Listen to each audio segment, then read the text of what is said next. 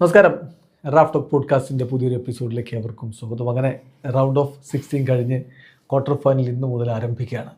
Super പോരാട്ടങ്ങളിൽ ആദ്യ കളി തന്നെ ഒരു സൂപ്പർ ഡ്യൂപ്പർ പോരാട്ടമാണ്. മൊറോക്കോ വേഴ്സസ് ഫ്രാൻസ് പോരാട്ടം.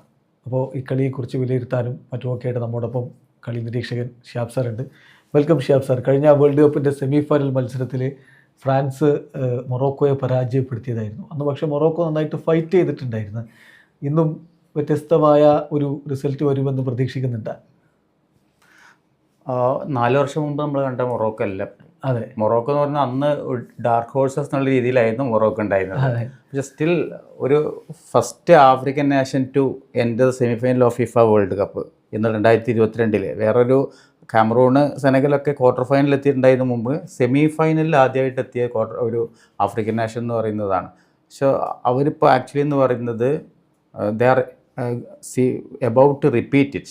അപ്പോൾ അത് ആവർത്തിക്കാനുള്ള ആക്ച്വലി എന്താ പറയുക, ഒരു ക്വാർട്ടർ ഫൈനലിൽ അത് മാത്രമല്ല. അപ്പോൾ മൊറോക്കോ എന്ന് പറയുന്നത് ഇപ്പോൾ ഒരു 34 മത്സരങ്ങൾ അൺബീറ്റൺ ആണ്. 34 കഴിഞ്ഞ 2025 ഓഗസ്റ്റിലാണ് അവസാനമായിട്ടൊരു മത്സരം തോറ്റിട്ടുള്ളത്.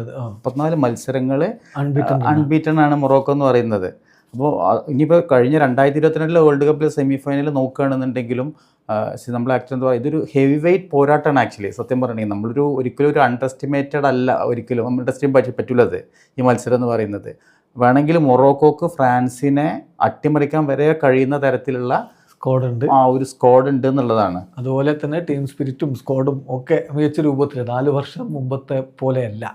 ഇന്നലെ മുഹമ്മദ് വഹാബി അവരുടെ കോച്ച് അത് പറയുകയും ചെയ്തു. പക്ഷേ അദ്ദേഹം അതോടൊപ്പം തന്നെ പറഞ്ഞു, ഫ്രാൻസാണ് ഫേവറേറ്റുകൾ, നമ്മൾ എല്ലാം കരുതി സ്വയം വിഡ്ഢികളാകുന്നതിൽ അർത്ഥമില്ല, ഞങ്ങളെല്ലാം കൊടുത്ത് പോരാടും എന്ന് അദ്ദേഹം പറഞ്ഞു. സ്വാഭാവികമായിട്ടും ആ രൂപത്തിലാണ് അതിനെ അവർ ഹാൻഡിൽ ചെയ്യുകയുള്ളൂ. പക്ഷേ സൈബരിയുടെ പരിക്ക്, ഇപ്പോൾ കഴിഞ്ഞ കളിയിൽ സൈബരി പരിക്ക് പറ്റി പുറത്തുപോയി. സോഫിയാൻ റഹീമിയാണ് പകരം വന്നത്. ഇന്നും അദ്ദേഹം ഉണ്ടാവില്ല എന്ന് കോച്ച് കൺഫേം ചെയ്തിട്ടുണ്ട് ഇന്നലെ പ്രീ മാച്ച് പ്രസ് കോൺഫറൻസിൽ. സോ അത് ഒരു പ്രശ്നമാണോ മൊറോക്കോക്ക്? സൈബരി സ്റ്റാൻഡ് ഔട്ട് പ്ലെയർ ആണ്. 3 ഗോളുകൾ വേൾഡ് കപ്പിൽ അടിച്ചു. ഗ്രൂപ്പ് മത്സരങ്ങളിൽ 3 മത്സരങ്ങൾ ഗോൾ അടിച്ച ആളാണ് സൈബരി. പക്ഷെ നോക്കൗട്ടിൽ ഇപ്പോൾ കഴിഞ്ഞ മത്സരത്തിൽ കാനഡ ആയിട്ട് റഹീമി ഒരു ഗോൾ അടിച്ചു. പിന്നെ 2 ഗോൾ നമ്മൾ ഔനാഹി 2 ഗോൾ അടിച്ചു. പിന്നെ ബ്രാഹിം ഡയസ് നല്ല ഫോമിലാണ്. അപ്പോൾ ഈ ടൂർണമെന്റ് ഇതുവരെ 4 അസിസ്റ്റുകളുണ്ട്. അപ്പോൾ എനിക്ക് തോന്നുന്നു അവർ റീപ്ലേസ്മെൻ്റ് ഒക്കെ ഉണ്ട്, കളിക്കാൻ പറ്റും. ഇപ്പോൾ കാനഡയായിട്ട് ഫസ്റ്റ് ഹാഫിൽ ഒന്നുകൂടി ഫിസിക്കലായിരുന്നു. കാനഡ ഒന്നുകൂടി ഫിസിക്കലായിരുന്നുകൊണ്ട് സെക്കൻഡ് ഹാഫിലാണ് ആക്ച്വലി മൊറോക്കോക്ക് അവരുടെ കളി കളിക്കാൻ പറ്റിയെന്നുള്ളതാണ്. ഇപ്പോൾ മൊറോക്കോയുടെ ഒരു സ്പെഷ്യാലിറ്റി എന്ന് പറയുന്നത് അവരുടെ ഒരു കോമ്പാക്റ്റ് ഡിഫൻസാണ്. ഡിഫൻസിൽ ഊന്നിയിട്ടുള്ള കൗണ്ടർ അറ്റാക്കാണ് ഒന്നുകൂടി കൂടുതലായിട്ടുണ്ടാവും. പക്ഷേ പഴയ മാതിരിയല്ല, ഇപ്പോൾ വെറും ഡിഫൻസ് കൗണ്ടർ അറ്റാക്ക് എന്ന രീതിയിൽ മാത്രമല്ല, ഒന്നുകൂടി അവർ കംഫർട്ടബിൾ അറ്റാക്ക് എന്നുള്ള രീതിയിലൊക്കെ പോകാൻ പറ്റുന്ന ഒരു ടീമായിട്ട് ഒരു മാറിയിട്ടുണ്ട് എന്നുള്ളതാണ്. വളരെ പെട്ടെന്നാണ് ലോക ഫുട്ബോളിലെ പവർ ഹൗസുകളുടെ കൂട്ടത്തിലേക്ക് മൊറോക്കോ ഇടിച്ചു കയറി എത്തിയതെന്ന് നമുക്കറിയാം. അപ്പോൾ ഇതിൽ സൈബരി ഇല്ലെങ്കിലും, ഇസ്മായിൽ സൈബരി ഇല്ലെങ്കിലും ഇല്ലാത്തൊരു പ്രശ്നം തന്നെയാണ്. പക്ഷെ അതൊരു വലിയ പ്രശ്നമാവില്ല എന്നാണ് നമ്മൾ പ്രതീക്ഷിക്കുന്ന. ഒരു റീപ്ലേസ്മെൻറ്റും കാര്യങ്ങൾ അവർക്ക് സോഫിയാൻ റഹീമിയിലൂടെ റീപ്ലേസ്മെൻറ്റും കാര്യങ്ങളൊക്കെ ഉണ്ട്. മറുഭാഗത്ത് ഫ്രാൻസിൻ്റെ ഭാഗത്തേക്ക് വരുമ്പോൾ ഇന്നലെ പ്രസ് കോൺഫറൻസിൽ ഒരു നാടകീയ സംഭവം ഉണ്ടായി. കോച്ച് ദിദിയ ദശാമ് ഈ പ്രസ് കോൺഫറൻസ് അവസാനിപ്പിച്ച് എഴുന്നേൽക്കുമ്പോൾ മൊറോക്കൻ ജേർണലിസ്റ്റുകൾ പ്രൊട്ടസ്റ്റ് ചെയ്ത് എഴുന്നേറ്റു. ഞങ്ങളും ഇവിടെ ഫിഫ വിളിച്ചിട്ട് തന്നെ വന്നതാണ്, ഞങ്ങളുടെ ചോദ്യങ്ങൾക്കൊന്നും ഉത്തരമില്ല, ഈ ഫ്രഞ്ചുകാരുടെ ചോദ്യങ്ങൾക്ക് മാത്രമേ ഉത്തരമുള്ളൂ എന്ന് ചോദിച്ചു. അപ്പോൾ അതിൽ ദശാംസ് പറഞ്ഞ മറുപടി, നിങ്ങൾ 19 പേര് എല്ലാവരും ഓരോ ചോദ്യം ചോദിച്ചാൽ അത്രയും ചോദ്യങ്ങൾക്ക് ഉത്തരം പറയാൻ എനിക്ക് പറ്റൂല, എനിക്ക് 3/4 മണിക്കൂർ ഡ്രൈവ് ചെയ്ത് തിരികെ പോയി ടീമിനോടൊപ്പം ലഞ്ച് കഴിച്ച് ട്രെയിനിങ് ഒക്കെ നടത്തണം എന്നൊക്കെ പറഞ്ഞു. പക്ഷേ ഒടുവിൽ ഒരു ചോദ്യം ചോദിക്കാൻ സമ്മതിച്ചു. അപ്പോൾ ആ ചോദ്യം ഇതായിരുന്നു, നിങ്ങൾ ട്രെയിനിങ് ക്യാമ്പിൽ ആഘോഷം നടത്തുന്ന സംഭവങ്ങളൊക്കെ പുറത്തുവിട്ടിട്ടുണ്ടല്ലോ, അതായത് മൊറോക്കോക്കെതിരെ ഓൾറെഡി ജയിച്ചു എന്ന രൂപത്തിൽ ഒരു എഫേരിയ നിങ്ങൾക്ക് ഉണ്ടോ, അങ്ങനെയാണോ നിങ്ങൾ കാര്യങ്ങളെ കാണുന്നതെന്നൊരു ചോദ്യം ചോദിക്കുന്നുണ്ട്. അപ്പോൾ ദശാമിൻ്റെ മറുപടി, അങ്ങനെയൊന്നുമില്ല, നമ്മളിപ്പോൾ കളിക്കാർ കരയുന്നത് പുറത്ത് കാണിക്കില്ലല്ലോ, അപ്പം അവർ സെലിബ്രേറ്റ് ചെയ്തു എന്നുള്ള അർത്ഥത്തിൽ കണ്ടാൽ മതി, അല്ലാതെ മൊറോക്കോയെ ചെറുതായി കണ്ടിട്ട് സെലിബ്രേറ്റ് ചെയ്തതല്ല എന്ന് അദ്ദേഹം പറയുന്നത്. പക്ഷേ അങ്ങനൊരു ആഘോഷം, അതായത് മൊറോക്കോയാണ് എതിരാളികൾ എന്നുള്ളത് കൊണ്ട് ഒരു ആഘോഷം നടത്തിയിട്ടുണ്ടെങ്കിൽ അത് ഓവർ കോൺഫിഡൻസ് അല്ലേ ഫ്രാൻസിന് തീർച്ചയായും? അങ്ങനെ നടത്തുമെന്ന് ഞാൻ കരുതുന്നില്ല. ഒരു കോമ്പറ്റിറ്റീവ് ഫുട്ബോൾ ആദ്യമായിട്ട് ഇപ്പോൾ 2022 വരുന്നത്. അപ്പോൾ അതിനുശേഷം സംഭവം ശരിയാണ്, അവർ ആക്ച്വലി എന്താ പറയുക, ഹെഡ് ടു ഹെഡിൽ ഇതുവരെ ഫ്രാൻസ് അവർ തോറ്റിട്ടില്ല. ഏതൊരു അറബ് കപ്പിലായിട്ട് ഒരു ഷൂട്ട് ഔട്ടിൽ വരും, പക്ഷെ അത് ഡ്രോ ആയിട്ടാണ് നമ്മൾ ക്രെഡിറ്റ് ചെയ്യപ്പെട്ടിട്ടുള്ളത്. എന്തായാലും നമ്മൾ 4-1 എന്നുള്ള രീതിയിലാണ് ആക്ച്വലി അങ്ങനെ ഒരു നിലനിൽക്കുന്നത്. ഫ്രാൻസ് തോറ്റിട്ടില്ല മൊറോക്കോ ആയിട്ട് എന്നുള്ളതാണ്. പക്ഷെ എന്നാലും നമ്മൾ എന്താ പറയുക, ഇപ്പം മൊറോക്കോ എന്ന് പറയുന്ന ഒരിക്കലും നമ്മൾക്ക് എഴുതിത്തള്ളാൻ പറ്റൂല എന്നുള്ളതാണ്. ഇപ്പോൾ 2022 വേൾഡ് കപ്പ് നോക്കുകയാണെങ്കിൽ തന്നെ നമുക്കറിയാം, അത് നല്ലൊരു ക്ലോസ് ആയിട്ടുള്ളൊരു ഫൈറ്റ്, വളരെ നല്ലൊരു ഫൈറ്റ് കൊടുത്തിട്ടാണ് മൊറോക്കോ തോറ്റിട്ടുണ്ടായിരുന്നത്. ഇപ്പോൾ 5 ഗോള് നമ്മൾ നോക്കുകയാണെന്നുണ്ടെങ്കിൽ സ്റ്റാറ്റ്സൊക്കെ നോക്കുകയാണെന്നുണ്ടെങ്കിൽ വളരെ ക്ലോസ് ആണ്. ഷോട്ടുകൾ 14-13, അതേപോലെ തന്നെ നമ്മൾ ഓൺ ടാർഗറ്റ് 3 രണ്ടും വരുന്നത്. ഇതേപോലെ തുടക്കത്തിൽ ഫ്രാൻസ് അടിച്ചത് കൊണ്ട് മാത്രം 5-ാം മിനിറ്റിൽ ഗോൾ അടിച്ചത് കൊണ്ട് മാത്രം അവർ ഡിഫൻസിലേക്ക് പോയി. പിന്നെ മൊറോക്കോയുടെ ഒരു ആക്ച്വലി എന്താ പറയുക, ഒരു പൊസഷൻ ഗെയിമാണ് കൂടുതലുണ്ടായിരുന്നത്. അവർക്ക് ഗോൾ അടിക്കാൻ പറ്റില്ല, ചാൻസുകൾ എന്ത് ചെയ്യാൻ പറ്റില്ല, ക്ലിനിക്കലായില്ല എന്നുള്ളതാണ്. എന്തായാലും നമ്മളത് ഒരു അന്നത്തെ ആ ഒരു പൊസിഷനെ നമ്മൾ നോക്കുകയാണെന്നുണ്ടെങ്കിൽ മൊറോക്കോക്ക് 61% പൊസിഷൻ ഉണ്ടായിരുന്നു, 39% ഫ്രാൻസിന് ഉണ്ടായിരുന്നത്. അപ്പോൾ അത് എന്താ പറയുക, മൊറോക്കോ എന്ന് പറയുന്ന ടീമിനെ ഒരിക്കലും എഴുതിള്ളാൻ പറ്റൂല. തീർച്ചയായിട്ടും അന്നത്തെ ടീമിൽ നിന്ന് ഒരുപാട് മാറ്റങ്ങൾ ഇന്നുണ്ട്. കുറച്ചുകൂടി കോൺഫിഡൻ്റ് ആണ് ഇന്ന് മൊറോക്കോ എന്നുള്ളൊരു വ്യത്യാസവും. അത് മാത്രമല്ല, നമുക്ക് അന്ന് അറിയാവുന്ന ആകെ ഒരു ഹക്കീമി, അഷ്റഫ് ഹക്കീമിയെ മാത്രമേ നമുക്ക് അറിയാവൂ. യൂസഫ് നസീറി ഏറിപ്പോയ മാത്രമേ ഉണ്ടായിരുന്നു. ഇന്നിപ്പോൾ നമുക്ക് എത്ര പേരുണ്ട് അതിൽ. അതാണ് അതിൻ്റെ ഒരു വ്യത്യാസം. ടീം അത്രയും വലിയ രൂപത്തിലേക്ക് മാറ്റങ്ങൾ വന്നു എന്നുള്ളത്. നമ്മളിപ്പോൾ ഫ്രാൻസിൻ്റെ നിര നോക്കുകയാണെങ്കിൽ ഷൂമനി കളിക്കില്ല എന്ന് തന്നെയാണ് റിപ്പോർട്ട്. അത് ഇന്നലെ ട്രെയിനിങ് നടത്തിയിട്ടുണ്ട്, പക്ഷേ കളിക്കില്ല. മുന്നേറ്റത്തിൽ ഇന്നിപ്പോൾ ഡിസേർഡു ആയിരിക്കുന്നതാണ് വിവരം. അതായത് ഡെംബലെ, എംബാപ്പെ, ഡിസേർഡു, ഒലീസെ. താങ്ങുമോ മൊറോക്കോ എന്നാ ചോദ്യം. ഫ്രാൻസിൻ്റെ ഒരു സ്പെഷ്യാലിറ്റി എന്ന് പറഞ്ഞാൽ ട്രാൻസിഷൻ ഫുട്ബോളാണ്. ഇപ്പോൾ സ്പെയിനിൻ്റെ പോലെയല്ല. സ്പെയിനിനെ സംബന്ധിച്ച് കൺട്രോൾ ചെയ്യുന്നത് ബോൾ പ്രൊസസ് ചെയ്തിട്ടാണ്. അപ്പോൾ അതിലൂടെ മെല്ലെ മെല്ലെ പേഷ്യൻ്റായിട്ട് അങ്ങനെ ബോൾ സൈഡ് വേസും അതേപോലെ തന്നെ പാസ് കൊടുത്തിട്ട് അങ്ങനെ മെല്ലെ പോയിട്ട് അറ്റാക്കിലേക്ക് എത്തുകയാണ് ചെയ്യുന്നത്. ഫ്രാൻസിനെ സംബന്ധിച്ചിടത്തോളം എന്ന് പറയുന്നത്, ബോൾ കിട്ടിക്കഴിഞ്ഞിട്ടുണ്ടെങ്കിൽ അവർക്ക് വേണമെങ്കിൽ വെർട്ടിക്കൽ അറ്റാക്സ്, നേരെ മുന്നോട്ട് പോയിട്ട് അറ്റാക്ക് ചെയ്യാൻ പറ്റുന്ന തരത്തിലുള്ള പ്ലേയേഴ്സ് അവർക്കുണ്ട്. അത്ലറ്റിക് ആണ് ഒന്നും കൂടി, പവറിനെ ബേസ് ചെയ്തിട്ട്. അപ്പം എംബാപ്പെ ആണെന്നുണ്ടെങ്കിലും അതേപോലെ തന്നെ നമ്മൾ ഡെംബലെ ആണെന്നുണ്ടെങ്കിലും ഒക്കെ നമുക്ക് കാണാം ഒന്നുകൂടി ഫിസിക്കലി നമ്മൾ അത്ലറ്റിക് ആണ്. അപ്പോൾ സ്വാഭാവികമായിട്ട് എന്താ പറയുക, നമുക്കിപ്പോൾ ഈ വേൾഡ് കപ്പിൽ തന്നെ direct attack 18 direct attack France ചെയ്തിട്ടുണ്ടെന്നാണ്. അതിൽ തന്നെ 2 ഗോളുകളും അവർ ചെയ്തിട്ടുണ്ട് ഡയറക്റ്റ്. അപ്പോൾ അതാണ്. അപ്പോൾ ഫ്രാൻസിനെ സംബന്ധിച്ചിടത്തോളം എന്ന് പറയുന്നത്, ഇപ്പോൾ മൊറോക്കോക്കും ഓവർ കോൺഫിഡൻസ് വേണ്ട. ഇപ്പോൾ പഴയ മാതിരി ആക്ച്വലി ഇപ്പോൾ മൊറോക്കോ എന്ന് പറഞ്ഞാൽ ഞങ്ങൾക്ക് ഏത് ടീമിനെയും കോമ്പീറ്റ് ചെയ്യാം, അല്ലെങ്കിൽ ഫ്രാൻസ് എന്ന് പറഞ്ഞാൽ ഞങ്ങൾക്ക് ഒരു വിഷയമല്ല എന്ന രീതിയിൽ അവർക്ക് തോന്നുന്നുണ്ടെന്നുണ്ടെങ്കിൽ അത് ആക്ച്വലി അവിടെ പണി കിട്ടും എന്നുള്ളതാണ്. ഫ്രാൻസിൻ്റെ പോലെയുള്ള ടീമിനെ ആ ഒരു കൗണ്ടർ അറ്റാക്കിന് പണിഷ് ചെയ്യാന്ന് പറയുന്നത് നിമിഷങ്ങൾ മതി എന്നുള്ളതാണ്. തീർച്ചയായിട്ടും അതാണ് അതിൽ പ്രധാനപ്പെട്ട കാര്യം. വെർട്ടിക്കൽ അറ്റാക്ക് നടത്താൻ എംബാപ്പെ പോലുള്ളൊരു പ്ലെയർ ഉണ്ടാകുമ്പോൾ അദ്ദേഹം കുതിച്ചു പാഞ്ഞ് പണി കൊടുക്കുന്നുള്ളതാണ്. ഡെംബലെ ആണെങ്കിലും അതുപോലെ തന്നെയാണ്. പിന്നെ ഡിസേർഡു, ഫ്രഞ്ച് നെയ്മർ എന്നൊക്കെ വിശേഷിപ്പിക്കപ്പെട്ടിരുന്ന ഡിസേർഡു ഇന്ന് മുന്നേറ്റത്തിലുണ്ടാവും. ഒപ്പം ഒലീസയുടെ ഒരു പ്രകടനം എന്ന് പറഞ്ഞാൽ വേൾഡ് കപ്പിൽ തകർപ്പും പ്രകടനമാണ്. 5 അസിസ്റ്റുകളായി എന്നുള്ളതാണ്. 5 അസിസ്റ്റുകളായിട്ട് അസിസ്റ്റിൻ്റെ കാര്യത്തിൽ അദ്ദേഹം ലീഡിംഗ് ആണ്. ഗോൾ അടിച്ചിട്ടില്ല എന്ന് മാത്രമേ ഉള്ളൂ. ഇന്ന് പോലീസയുടെ ഒരു ഗോൾ വരുമോ എന്നുള്ളത് ഒരു ചോദ്യമാണ്. അവരുടെ ഈ മുന്നേറ്റ നിര തീർച്ചയായിട്ടും ഏത് ടീമിനും വലിയ രൂപത്തിൽ അതിൽ കൊടുക്കുന്ന ഒന്നാണ്. അതിലൊരു സംഭവം എന്ന് പറയുന്നത്, ഇപ്പോൾ ലെഫ്റ്റ് വിങ്ങിൽ ഡെസിറെഡു ആയിരുന്നാലും ബാർക്ല ആയിരുന്നെങ്കിലും അവർക്ക് ഒരു വിഷയം എന്ന് പറയുന്നത് ഹക്കീമിനെ ഹാൻഡിൽ ചെയ്യേണ്ടി വരും എന്നുള്ളതാണ്. റൈറ്റ് വിങ്ങിൽ കൂടി വരുന്ന ഹക്കീമി, അതേപോലെ തന്നെ ഇവിടെ പറയുന്ന ലൂക്കാസ് ഡിഞ്ഞ ആയിരിക്കും ലെഫ്റ്റ് ബാക്ക് എന്ന് പറയുന്നത്, ഡിഞ്ഞ ആയിരിക്കും എന്നുള്ളതാണ്. എന്തായാലും ഈ ഒരു ലൈനിലുള്ള ആക്ച്വലി എന്ന് പറയുക ഇവർക്ക് കുറച്ചൊരു പണി ഉണ്ടാകും. തീർച്ചയായിട്ടും കുറച്ചുകൂടി റൈറ്റ് വിങ് ഓറിയൻറ്റഡുമാണ് മൊറോക്കോയുടെ അറ്റാക്കുകൾ എന്നുള്ളത് പല കളികളിലും നമ്മൾ കാണുന്നതാണ്. പ്രത്യേകിച്ച് അഷ്റഫ് ഹക്കീമി മിന്നും ഫോമിൽ നിൽക്കുന്ന ഒരു സമയമാണ്. അഷ്റഫ് ഹക്കീമി അതുപോലെ ബ്രൈൻ ഡൈസ് എല്ലാവരും കൂടി ആ വിങ്ങിലൂടെ കടക്കാനുള്ളൊരു സാധ്യതയുണ്ട്. ഡെസേർഡൂക്കും അതുപോലെ ഡിഗ്നയ്ക്കും തീർച്ചയായിട്ടും നല്ല പണി ഉണ്ടായിരിക്കും എന്ന കാര്യത്തിൽ തർക്കമേ വേണ്ട. അപ്പം മധ്യനിരയിലേക്ക് വരുമ്പോൾ റാബിയോട്ടും കോനയും ആയിരിക്കും എന്നാണ് വിചാരിക്കുന്നത്. അപ്പോൾ ഷൂമനി ഇല്ലാത്തതൊരു തിരിച്ചടിയാണോ? ഡിഫൻസ് എനിക്ക് തോന്നുന്നു അവർ ഡിഫൻസ് ഇപ്പം മനുക്കോണെ, റാബിയോ മിഡ്ഫീൽഡിൽ വരുന്നത് അത് വലിയൊരു വിഷയമായിട്ട് ഫ്രാൻസിനെ സംബന്ധിച്ച് വലിയ പ്രശ്നമായിട്ട് എനിക്ക് തോന്നുന്നില്ല. കാരണം വെച്ചെങ്കിൽ ഇപ്പോൾ ഒന്നുകൂടി ഡിഫൻസും അതേപോലെ തന്നെ അവർക്ക് വളരെ സ്ട്രോങ് ആയിട്ടുള്ളൊരു ആക്രമണ നില അവർക്കുണ്ടെന്നുള്ളത് കൊണ്ട് അവരെ സംബന്ധിച്ചൊരു വലിയൊരു രീതിയിൽ ബാധിക്കുമെന്ന് എനിക്ക് തോന്നുന്നില്ല. ഷൂമനി പരിക്കിൽ നിന്ന് മുക്തനായി ട്രെയിനിങ് ആരംഭിച്ചിട്ടുണ്ട്. നല്ല ട്രെയിനിങ് ഉണ്ടായിരുന്നു, പക്ഷേ അതേന്ന് പ്ലേയിങ്ങിൽ മനുക്കോണെ ആണെന്നുണ്ടെങ്കിൽ ഒന്നും കൂടി യങ്ങാണ്, വളരെ ഫാസ്റ്റായിട്ട് മൂപ്പർ ഇപ്പോൾ കഴിഞ്ഞ കളികളിലൊക്കെ മൂപ്പരുടേതായിട്ടുള്ള നന്നായിട്ട് കളിച്ചിട്ടുണ്ട്. പിന്നെ ഒലീസ അവിടെ ക്രിയേറ്റീവ് റോളിൽ ഒലീസ മുന്നേറ്റ നിരക്ക് സപ്പോർട്ട് ചെയ്തുകൊണ്ട് മിഡ്ഫീൽഡിൽ കൂടി ഒന്ന് ക്രിയേറ്റ് ചെയ്യാൻ കപ്പാസിറ്റിയുള്ള രൂപത്തിൽ അദ്ദേഹം ഉള്ളതുകൊണ്ട് കാര്യങ്ങൾ അവിടെ അഡ്ജസ്റ്റ് ആവുമെന്ന് വിചാരിക്കാം. ഡിഫൻസിൽ ഉപ്പമെക്കാനോ, സാലിബ സെൻറ്റർ ബാക്കുമാർ, പിന്നെ കൂണ്ടയും അതുപോലെ ഡിഗ്നയും ഇരു പാർശ്വങ്ങളിൽ. ഉപ്പമെക്കാനൊക്കെ കഴിഞ്ഞ കളിയിലൊക്കെ നല്ല രൂപത്തിലാണ് കളിച്ചിട്ടുള്ളത്. ഈ ഡിഫൻസ് പൊട്ടിക്കാൻ എത്രത്തോളം കഴിയും നമ്മുടെ മൊറോക്കോക്ക് എന്നുള്ളൊരു ചോദ്യം കൂടി അവിടെ വരുന്നുണ്ട്. അപ്പോൾ മൊറോക്കോയുടെ ഒരു 11ലേക്ക് നമ്മൾ പോവുകയാണെങ്കിൽ അവരുടെ മുന്നേറ്റത്തിൽ തീർച്ചയായിട്ടും റഹീമിയാണ് ഇന്നിപ്പോൾ സൈബരി ഇല്ലാത്തതുകൊണ്ട് ഉണ്ടാവുക. റഹീമി ഉണ്ടാവും, ഒപ്പം തന്നെ ബ്രൈൻ ഡയസ്, ഒനാഹി, എൽ കന്നൂസ്. ഇത് മതിയോ ഈ നമ്മൾ പറഞ്ഞ ഫ്രാൻസിൻ്റെ ഡിഫൻസ് തകർക്കാൻ എന്നുള്ളതാണ്. അതിൽ ബ്രൈൻ ഡയസിൻ്റെ ഒരു പെർഫോമൻസ് വളരെ നിർണായകമാണ്, പ്ലേ മേക്കർ എന്നുള്ള റോളിൽ.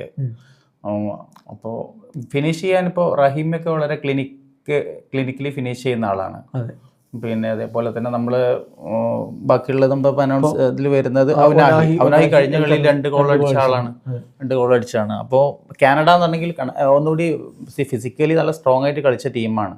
അപ്പോൾ അവർക്ക് ഫിനിഷിങ്ങിൽ വലിയ പ്രശ്നങ്ങളൊന്നുമില്ല, കളിക്കാനൊക്കെ പറ്റും ചാൻസ് കിട്ടുമെങ്കിൽ. എസ്പെഷ്യലി ഒരു കൗണ്ടർ അറ്റാക്കിനൊക്കെ ചാൻസ് കിട്ടുകയാണെന്നുണ്ടെങ്കിലൊക്കെ പെട്ടെന്ന് രീതിയിലുള്ള ഫ്രാൻസും മൊറോക്കോയും തമ്മിൽ കളി രീതിയിൽ വലിയ വ്യത്യാസങ്ങളില്ല.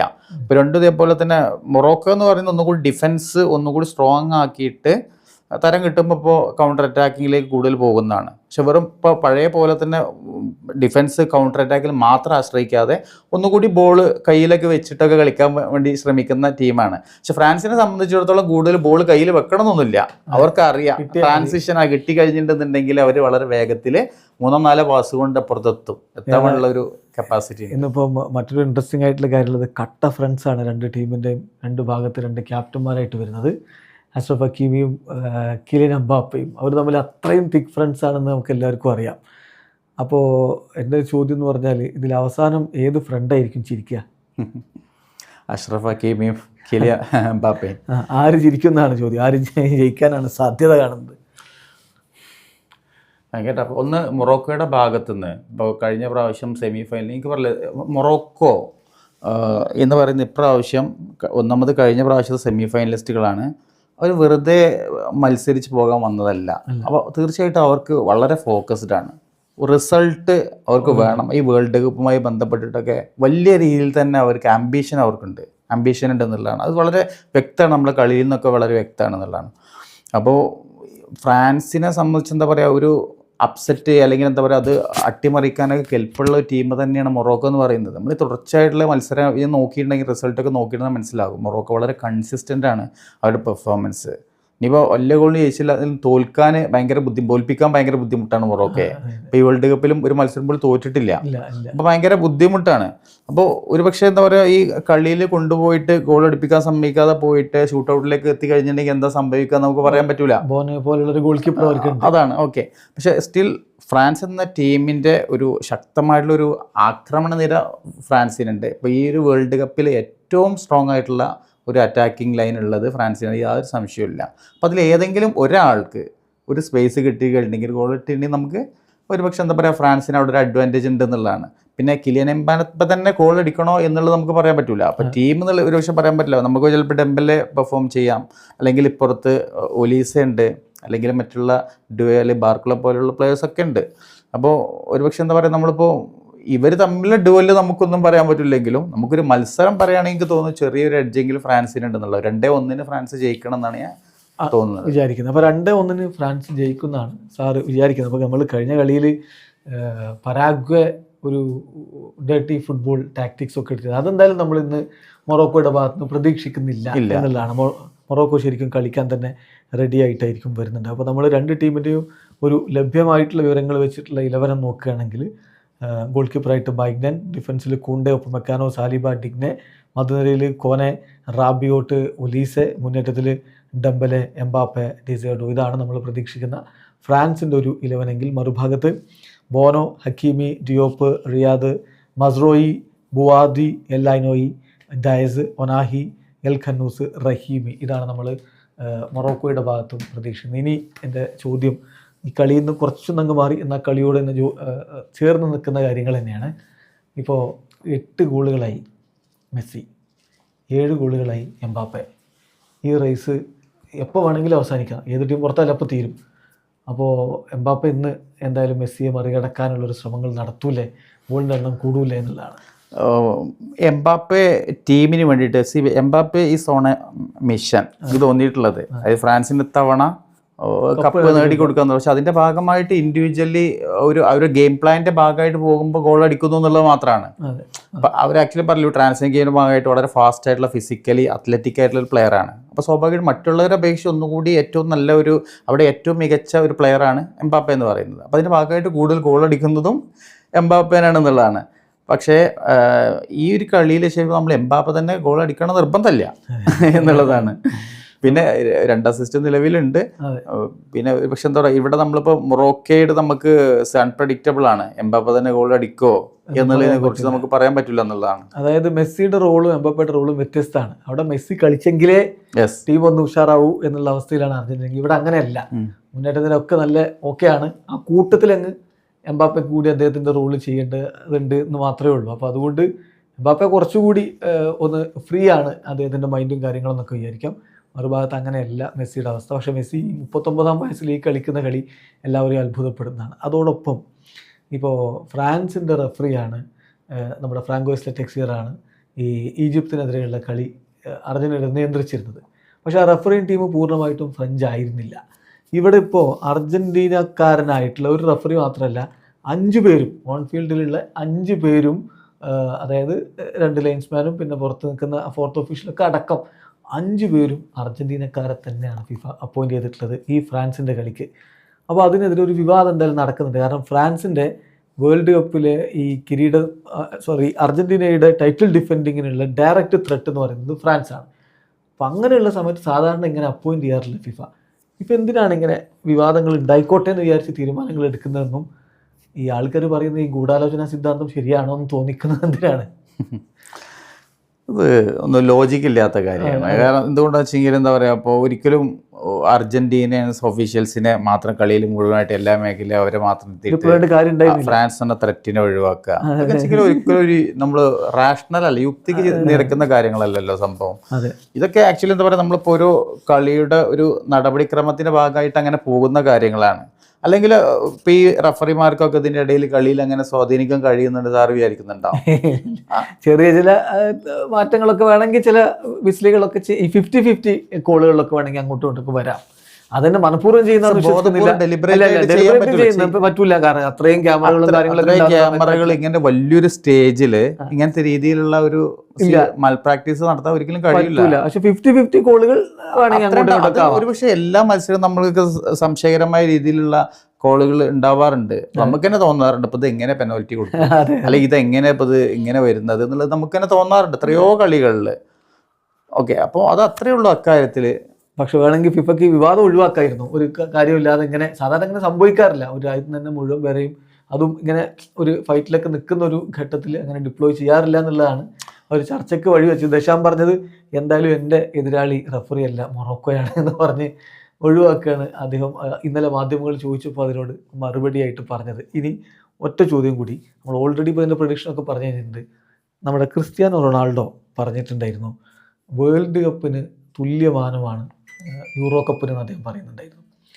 ഇപ്പോൾ ഈ വേൾഡ് കപ്പിൻ്റെ റൗണ്ട് ഓഫ് 16 കഴിഞ്ഞ് ക്വാർട്ടർ ഫൈനൽ വരുമ്പോൾ 8 ടീമുകളിൽ 6 ടീമും യൂറോപ്യന്മാരാണ്. യൂറോപ്പിൻ്റെ ഒരു ആധിപത്യം തന്നെയാണ് നമ്മൾ കാണുന്നത്. ഇപ്പോൾ കഴിഞ്ഞ വേൾഡ് കപ്പിൽ അങ്ങനെയല്ല, 5 പേര് യൂറോപ്യന്മാരും 2 ലാറ്റിൻ അമേരിക്കക്കാരും 1 ആഫ്രിക്കൻ ടീമുമാണ് എത്തിയിരുന്നത്. എന്നാലും യൂറോപ്പിൻ്റെ ഒരു ആധിപത്യം തന്നെയാണ്. അപ്പോൾ ഈ ഡിഫിക്കൽറ്റി ലെവലൊക്കെ വെച്ച് നോക്കുമ്പോഴേ ക്രിസ്ത്യാനോ പറയുന്നത് അത്രയധികം ആളുകൾ കളിയാക്കി പൂച്ചിച്ച് തള്ളേണ്ടതുണ്ടോ? വേൾഡ് കപ്പിൻ്റെ ഓൾമോസ്റ്റ് സെയിം ഡിഫിക്കൽറ്റി യൂറോ കപ്പിന് ഇല്ലേ?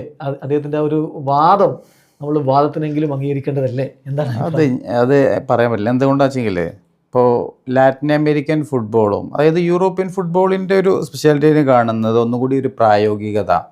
അവർ മത്സരങ്ങൾ ഒന്നുകൂടി ഇതേപോലത്തെ ഫ്രാൻസ് ആണെങ്കിൽ, ജർമ്മനി ആണെന്നുണ്ടെങ്കിൽ, യൂറോപ്യൻ നാഷൻസ് ഒന്നുകൂടി ആ ഫുട്ബോൾ എങ്ങനെ ജയിക്കണം എന്നതിനെ കുറിച്ച് ഒന്നുകൂടി ധാരണ വരാം. ഇപ്പോൾ കൊളംബിയ നന്നായിട്ട് കളിച്ചത്, ഇപ്പോൾ അവർക്ക് ജയിക്കാൻ പറ്റിയില്ല. സ്വിറ്റ്സർലൻഡാണ് അവിടെ അല്ലെ ഇവിടെ കയറിയത്, മെക്സിക്കോ ഇംഗ്ലണ്ടിനായിട്ട് എന്ത് കളി കളിച്ചിട്ടുള്ളത്. അപ്പോൾ അവർ കളിക്കാത്ത ഒന്നുമില്ല.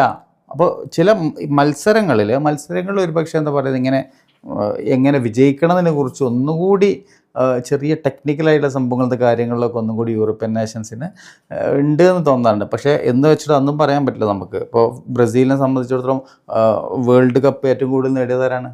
ബ്രസീലാണ്. അർജന്റീന ഇപ്പം എത്ര പ്രാവശ്യം നേടിയിട്ടുണ്ട്? അതെ 3 തവണ നേടിയിട്ടുണ്ട്. യുറുഗ്വായ് ഇപ്പോഴല്ലെങ്കിൽ കൂടി 2 തവണ നേടിയിട്ടുണ്ട്. അപ്പോൾ അവർ ആക്ച്വലി എന്ന് പറയാം അവരുടെ അസോസിയേഷനിൽ 10 കൺട്രീസേ ഉള്ളൂ. ലാറ്റിൻ അമേരിക്ക 10 കൺട്രീസ് അല്ലേ ഉള്ളൂ. അപ്പോൾ യൂറോപ്പിനെ സംബന്ധിച്ചുകൊണ്ടെങ്കിൽ ഒന്നുകൂടി കൺട്രീസ് കൂടുതലാണ്. അപ്പോൾ യൂറോ കപ്പ് ഒരിക്കലും വേൾഡ് കപ്പിന് സമാനമാണ് അല്ലെങ്കിൽ ഒന്നും ഒരിക്കലും നമുക്ക് പറയാൻ പറ്റില്ല. അതെങ്ങനെ പറയാൻ പറ്റുക അശ്വിൽ നമ്പർ? അത് നമ്മളെന്താ പറയുക ഒരു പിന്നെ നമുക്കറിയാം ഇപ്പോൾ യൂറോ കപ്പ് എങ്ങനെയാണ് ശരിക്കും ആക്ച്വലി എന്ന് പറയുന്നത് ഫൈനലിലേക്ക് അല്ലെങ്കിൽ ആ ടൂർണമെൻറ്റ് കംപ്ലീഷൻ എങ്ങനെയാണ് കംപ്ലീറ്റ് ചെയ്യുന്നത് എങ്ങനെയാണ്? ഇപ്പോൾ ഒരു എക്സാമ്പിളായിട്ട് ഇപ്പോൾ പോർച്ചുഗലിൻ്റെ തന്നെ 2016 നമുക്ക് പറയാം. അപ്പം അന്ന് എത്ര ടീമാണ് ടോട്ടൽ ഉണ്ടായിരുന്നത്? ആകെ 16 ടീമോ എന്തോ ആയിരുന്നു. അപ്പോൾ ആ ടീമുകളിൽ നിന്ന് ഏറ്റവും വെച്ച് 3-ം സ്ഥാനക്കാർ കൂടി കയറി പോകുന്നു. അതായത് ഐസ്ലാൻഡ് പോലെയുള്ള അതേപോലെ തന്നെ ഇങ്ങനെ ചെറിയ ഒരു കളി പോലും കയറി മുന്നോട്ട് പോയിരുന്നു എന്നുള്ളതാണ്. അപ്പോൾ അത് അടുത്ത കളി കഴിഞ്ഞിട്ട് നേരെ ക്വാർട്ടർ ഫൈനല് പിന്നെ സെമി ഫൈനല്. അപ്പോൾ ഇതേപോലെ തന്നെ നമ്മൾ സ്റ്റേജുകൾ ഇപ്പോൾ ഈ വേൾഡ് കപ്പിൽ നമ്മൾ 8 കളികൾ വരുന്നുണ്ട്. 8 കളി വരുന്നുണ്ട്. Round of 32, 16 quarter final semi ഫൈനലൊക്കെ അടക്കം മൊത്തം 8 കളികൾ വരുന്നുണ്ട്. അപ്പോൾ അത്ര ഒരു ദുർഘടമായിട്ടുള്ളൊരു പാത അവിടെ യൂറോ കപ്പിൽ ഉണ്ട് എന്ന് തോന്നുന്നില്ല. അപ്പം അങ്ങനെയാണെന്നെങ്കിൽ ഇപ്പോൾ യൂറോ കപ്പ് ഇപ്പോൾ സ്പെയിൻ ഇപ്പോൾ അടുപ്പിച്ച് എത്ര കളികൾ അവർ നേടിയിട്ടുണ്ട്. അങ്ങനെയാണെങ്കിൽ വേൾഡ് കപ്പ് ഇപ്പോൾ അവർക്ക് നേടാൻ പറ്റണ്ടേ? അപ്പോൾ കോമ്പറ്റീഷൻ മറ്റുള്ള രാജ്യങ്ങളിൽ നല്ല ടൈറ്റ് ആയിട്ടുള്ള കോമ്പറ്റീഷൻ വരുന്നില്ലേ? ഇപ്പോൾ ഫ്രാൻസിനെ സംബന്ധിച്ചിടത്തോളം 2018 നേടി, കഴിഞ്ഞ പ്രാവശ്യം അവർക്ക് നേടാൻ പറ്റിയിട്ടില്ല അല്ലേ? അപ്പം അങ്ങനത്തെ ഒരു രീതിയിലുള്ള ഒരു ആധിപത്യം എന്നൊന്നും നമുക്ക് പറയാൻ പറ്റില്ല. അപ്പോൾ അത് അദ്ദേഹത്തിന് വേൾഡ് കപ്പ് ഇല്ലാത്തത് കൊണ്ടുകൂടി അദ്ദേഹം സ്വയം ആശ്വസിക്കാൻ വേണ്ടി പറയുന്നതായിരിക്കും എന്ന് വേണമെങ്കിൽ കൂട്ടാം. പിന്നെ ഈ 3-ം സ്ഥാനക്കാർ ഇപ്പോഴത്തെ പുതിയ വേൾഡ് കപ്പ് ഫോർമാറ്റിൽ 3-ം സ്ഥാനക്കാർ മുന്നോട്ട് പോവുകയും അതുപോലെ തന്നെ നമ്മുടെ കെബറിൻ്റെ വിജയങ്ങളൊന്നും ഇല്ലാതെ മുന്നോട്ട് കയറി ചെയ്തു. പക്ഷേ കിരീടത്തിലേക്കൊന്നും എത്തുന്ന അവസ്ഥ അതിൽ സംഭവിച്ചിട്ടില്ല. അപ്പം എന്തായാലും ഇത് വ്യത്യസ്തമായിട്ടുള്ള ഫുട്ബോൾ കൾച്ചറും കാര്യങ്ങളൊക്കെ ഒരുമിച്ച് വരുമ്പോഴാണ് അതൊരു ലോകകപ്പായി മാറുള്ളൂ. അതും ഒരു കോണ്ടിനെൻറ്റിലെ മാത്രം സംഭവങ്ങളും കൂടി നമ്മൾ തുലനം ചെയ്തിട്ട് ഇതാണ് ബെസ്റ്റ് എന്ന് അല്ലെങ്കിൽ അതും ഒരുപോലെയാണെന്ന് പറയുന്നതിൽ അർത്ഥമില്ല. അത് പലപ്പോഴും നമ്മൾ സ്വയം ആശ്വസിക്കാൻ വേണ്ടിയൊക്കെ ഉണ്ടാക്കുന്ന ഒരു തിയറിയൊക്കെ ആയിട്ട് പറയാവുന്നേ ഉള്ളൂ. ഏതായാലും ഇന്ന് കിടിലൻ മത്സരം നടക്കുന്നു. കളിക്ക് ശേഷം നമുക്ക് നാളെ വീണ്ടും വിശകലനങ്ങളുമായിട്ട് കാണാം.